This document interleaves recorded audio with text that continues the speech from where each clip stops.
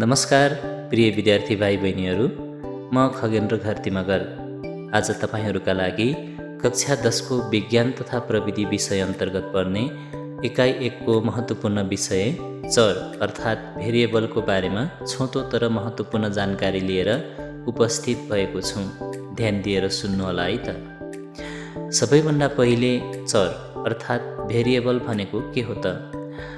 कुनै पनि वैज्ञानिक प्रयोगमा परिवर्तन हुन सक्ने तत्त्वलाई चर भनिन्छ। सरल भाषामा भन्नुपर्दा जुन कुरा बदल्न सकिन्छ वा जसको मान फरक हुन सक्छ त्यही चर हो। चर 3 प्रकारका हुन्छन्।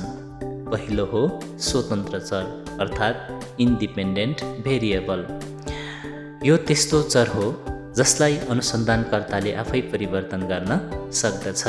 जस्तै यदि हामी बिरुवामा पानीको असर हेर्ने प्रयोग गर्दैछौँ भने पानीको मात्रा हामी आफै बदल्न सक्छौँ। त्यसैले पानीको मात्रा स्वतन्त्र चर हो। एउटा प्रयोगमा एउटा मात्र स्वतन्त्र चर हुन्छ। स्वतन्त्र चरलाई दायाँ चर, तेर्सो चर र कहिलेकाहीँ एक्स चर पनि भनिन्छ।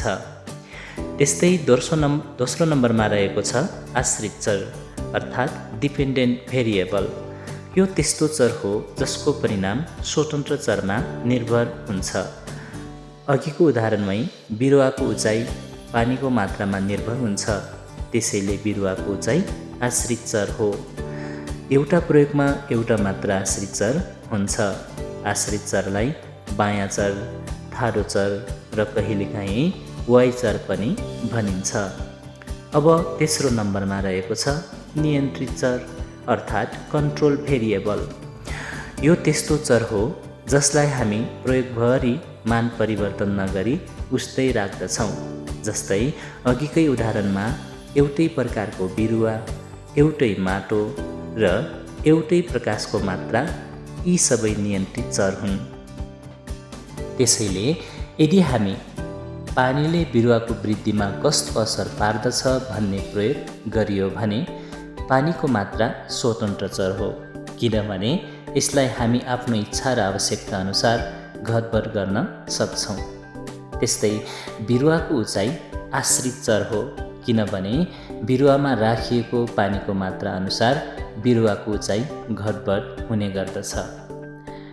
माटो, बिरुवाको प्रकार र प्रकाश नियन्त्रित चर हुन्, किनकि यिनीहरूलाई प्रयोगको अवधिभरि स्थिर राख्दछौँ।